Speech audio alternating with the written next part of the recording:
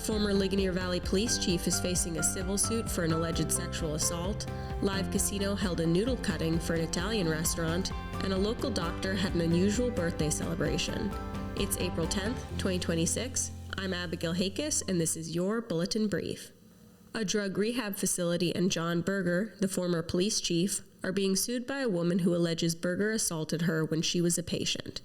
The lawsuit filed Tuesday outlines a pattern of alleged negligence from Dream Life Recovery employees and a supervisor, leading to an April 2024 assault.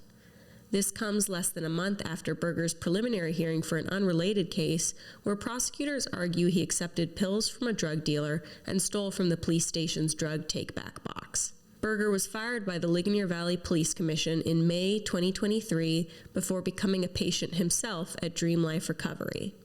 In January 2024, Berger took a job there as a behavioral health technician.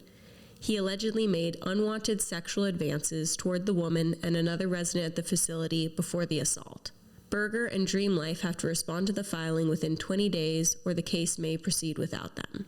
Berger is already facing criminal charges for the assault and is set for a June 1st trial.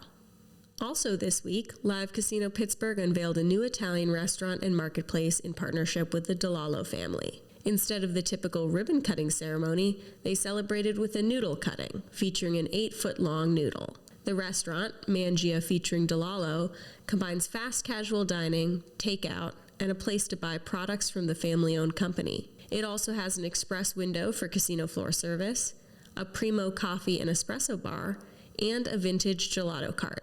It's open Sunday through Thursday from 11 a.m. to 11 p.m. and Friday and Saturday from 11 a.m. to 2 a.m. inside the casino.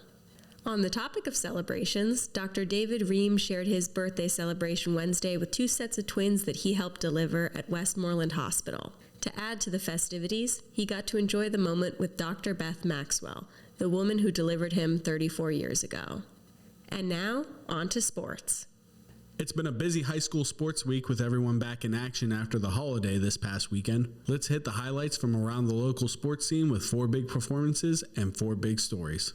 Derry area softball didn't just win, they steamrolled Valley in a doubleheader Wednesday. Across 2 games, the Lady Trojans outscored the Vikings 36-3, and they only needed 7 total innings to do it.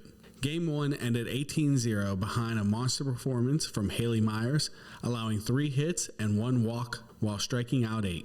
At the plate, she was 3 for 3 with 2 home runs, a double, and an incredible 9 RBIs. Game 2, more of the same. Valley's only lead came at the top of the half where they brought in 3 runs. Then Derry exploded for 10 runs at the bottom of the first inning and never looked back. Lila O'Donnell carried her strong performance from Game 1 into Game 2, going 3 for 4 with 3 RBIs and 3 runs scored.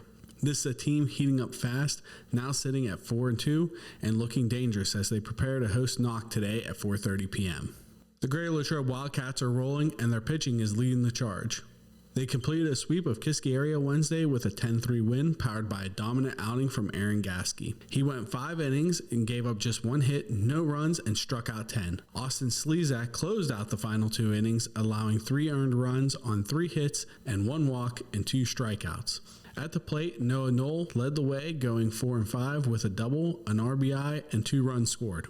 That's now 4 straight wins, pushing Latrobe to 8-1 on the season, and they're showing no signs of slowing down. In a statement night at Weller Field for Ligonier Valley Track and Field, they just didn't win, they dominated. The Rams swept all 3 opponents Wednesday with a combined score of 394-56, controlling nearly every phase of the meet in front of a big home crowd. On the track, Ligonier showed serious depth, sweeping the top 3 spots in both the 200 and 400 meter races, while Jarrett Kruper continued his strong season with another personal best in the 1600. In the field events, Nathan Benaric took control of the discus and John Fogel stayed consistent in the javelin.